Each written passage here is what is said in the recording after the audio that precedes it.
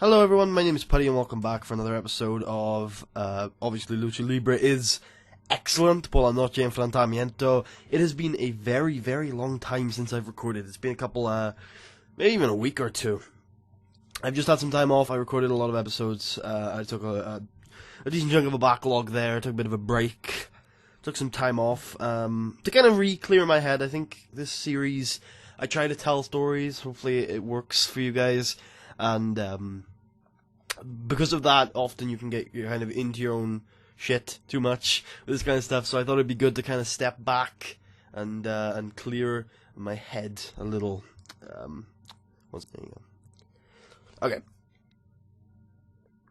Oh, sorry about that. I needed to check because I was like, oh yeah, I got everything cleared and sorted out for the next couple of weeks, and then I was like, oh yeah, I forgot to actually look at what I was going to do this week, so my bad on that one. So, if you're noticing a couple of inconsistencies between the last couple of episodes and this one in terms of characters and stuff, that's mainly because I've cleared my head. I think I know everyone's motivations, though, and hopefully we'll be able to properly further those over the next couple of weeks. So, we have some new names, some new faces even, and a couple new gimmicks. So, yeah, this is one of them. We've got now Resistencia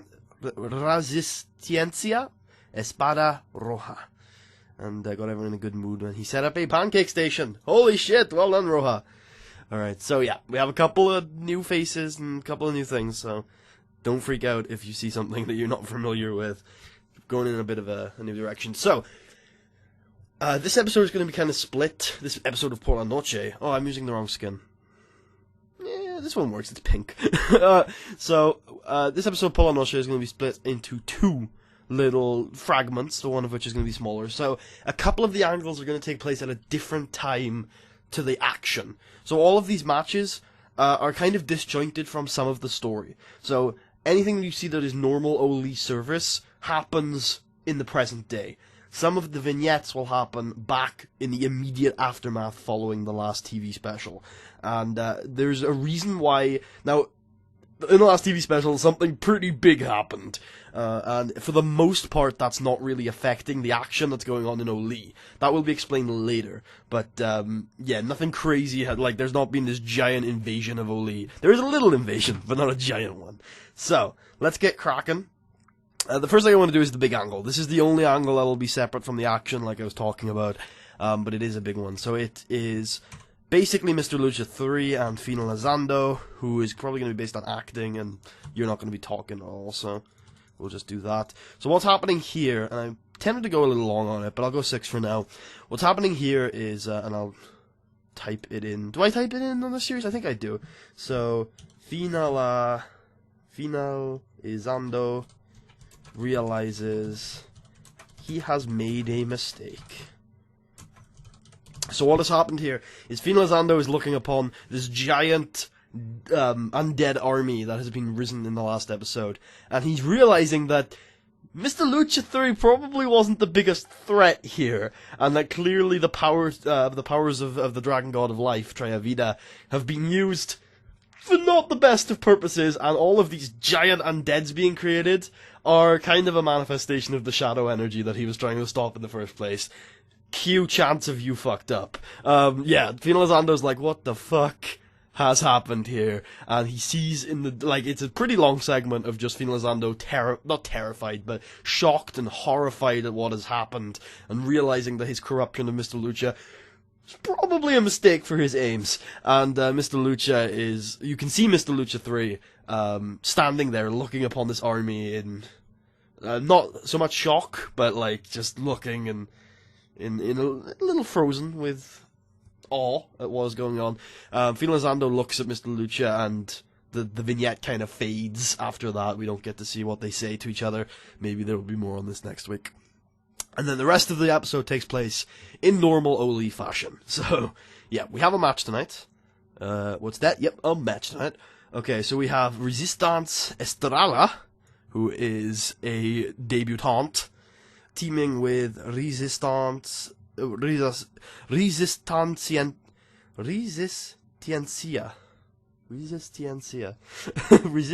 yeah, that's right, Resistencia Espada Roja, to take on, yep, we've got Soldado Muerto, Uno and Soldado Muerto Dos. And they're going to have a tag match, go 8 minutes on it. And you will have the Resistencia go over here. Open and decisive. And that you might, like, I think we're probably going to open the show with that to kind of make the fans think that the undead have invaded OLLIE, and then we'll go right into the angle and be like, oh shit, they really have invaded OLLIE, and then we will, like, take them straight back out of it with this, which is going to be Nightfall. Wait, Nightfall? Oh yeah, Nightfall is her indie name. Fuck, I thought it was Robinson that was her indie name, but it's Robinson's her US pro name. Is going to say that she wants a title shot! That's right, after all of this demon shit, Nightfall's gonna come out and say, I want a title shot tonight! Against, not tonight, but I want a title shot against Pesadilla. And, yeah, that'll kind of clue on to the fans that, wait a minute, maybe things haven't gone to shit quite yet in this wonderful product that I love, known as OLLIE. And then we'll go into a Silver Tiger versus Dragon Americano. Like normal service stuff, like no plot line with Dragon Americano and Silver Tiger. No, none of that shit. Just like, oh wait, is this OLLIE? Like, are we back to normal? But this one I'm going to go storytelling, because again, it's all part of that general story of like, wait, is this really OLLIE? What's going on here? And then we will have a women's match. Because I always throw the women out in the worst segments. We'll have Dreama. No, we'll have the Bay. We'll have the Bay take on Purple Viper, because Purple Viper's really good. We'll have it go 8 minutes, and we'll have the Bay go over, and it'll be a high spots match. I'm remembering how to book OLLIE. It's been a while, so I'm a little surprised. And then, if the fans weren't 100% sure that this is proper OLLIE and nothing has really gone wrong, enter Gino Montero. Actually, no. Enter Nicolas Lopez, he's the champ, to put on a main event match against... Because Nicolas obviously is the champ, like, not just the champion, but he's kind of the guy who keeps saying, oh, fuck the demons, I'm not fighting any of this demonic bullshit, I'm just a dude, and I'm gonna do my dude stuff. And so I think him coming out to kind of commence normal service, I guess, is probably a good idea. And I guess this is probably the better match, even though it's probably happened before. Yeah, it happened back a month ago. Like less than a month ago. It's, you know, it's my typical match that I put on to say, yeah, it's normal. Normal shit is going on, don't worry, lads. Okay. And we are 5 minutes over, which is okay. Because this match doesn't need to go that long. And this angle does. This match doesn't need to go that long. And we're probably going to have too much angles. No, we're good. Alright, cool. I like it. I like it a lot, and I think that's everything I wanted to do. It is. Let's get rolling. So, we start off with a 51D+, which is not bad. So, Resistencia.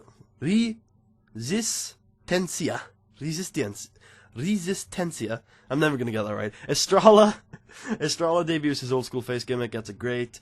Below average for Zombie for Muerto 1. Muerto 2 gets a above average, and Muerto 2 is getting better at his gimmick. Soldado Muertos did not have great performance in this match, but these two did, so that's good. A constant struggle has advanced with this segment. We have 3 new storylines. So that's exciting, I guess. Into the angle, which gets a 77B. And, yeah, like I said, Finn Lozando realizing I fucked up. Army of the Undead, Mr. Lucha looking on. Vignette fades to black. Into Raven Nightfall. Asks for a match against Pesadilla. Ignore what the text says. Then a 64C. 2 straight falls. Silver Tiger defeats Dragon Americano. Still haven't taken the manager off. I still... Like, so the thing with taking a manager off is it, like, involves a couple of weeks of storytelling, and Silver Tiger just isn't important enough to, like, get those few weeks, but he's really good, so it's just a matter of, like, finding the time. Into, I think, the semi-main event.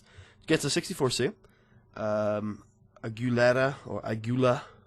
I'm gonna get that right. I think that's Agula. Anyway. Agula press. 2 straight falls. Wins the match. Good stuff. Entrance from Nicolas Lopez gets a 87B+, and the main event gets an 87B+. I think, pretty sure that's the best match I've run in, like, ever in this series. So yeah, Nicolas Lopez is really good. So I have gotten a bit better at the game since we last talked, because I have done a AAA series, not series, but save, which has gone 6 years. So I've learned a little thing or two about running regional companies, but I don't think that really affected this. I think it's just luck, really. But I know that 20 minutes is now, like if you go under 20 minutes, you get a cap on it. I also know who can call matches now in regional companies. You might see improved grades, you might not. I'm not promising anything, gotta be honest. But this was real fucking good. Nicolas Lopez beats Extranejo Loco in 20 minutes with a Lopez Buster. And if you had any doubts, he's really good. And that was great chemistry too. Fantastic. Show overall gets a 81B. Increases our pop in all 3 regions of Mexico. Alright, good stuff. Really looking forward to the next few weeks. If you enjoyed those couple of weeks, I think it was around the Hall of Fame ceremony, where I had all my shit sorted out, then you're probably going to enjoy these weeks, because I think I've got all my shit sorted out. We're building towards a TV special, so hopefully, or pay-per-view, sorry. So hopefully you will enjoy that. So, only thing I really need to mention is our broadcasting deal is up. I'm going to have a look in a couple of weeks whether I want to or not, but I'm pretty sure I'm going to let that run out, so I can go on free TV. I'm pretty sure that was the plan a couple of weeks back, but not too sure. We've had some patches since then, which have affected the way regional companies make their money. So, nowadays, regional companies have, smaller companies, including, I think, regional, have less sponsorship, but their show costs are lower, so actually, we might be able to see that. So we run 5 shows a month. Are those ticket sales up? We've only run a couple shows. I guess we'll see. Those ticket sales look up. Then again, we've had bigger ticket sales before. Hard to tell. So let's look at show costs. So it's actually hard to tell because we ran 1 show pre-patch this month. So it's gonna be hard to tell. But hopefully we'll still be making money. I'm hoping we are. So far we're in the positive so far. But it's hard to tell. Anyway, let's check our emails before we end the episode off. Unless I don't think there's anything that could spoil anything. Oh no! Oh no! Oh, that's sad. I don't think that fucks anything up. I mean, it fucks certain things up. Storyline-wise, there's one thing where it kind of fucks it up, but even then we can slot someone else in there. T rating, by the way, gets a 0.57. I think that's good. Joanne's gone to US Pro. Okay. That's sad. That's like not game over sad, but sad. I mean, it was always going to happen. We just made him our figurehead. He's a great worker. I'm not 100% surprised. I'm not at all surprised, actually. Oh, I'm so sad, though. Gina's going to go to south of the border. It's going to suck. Alright.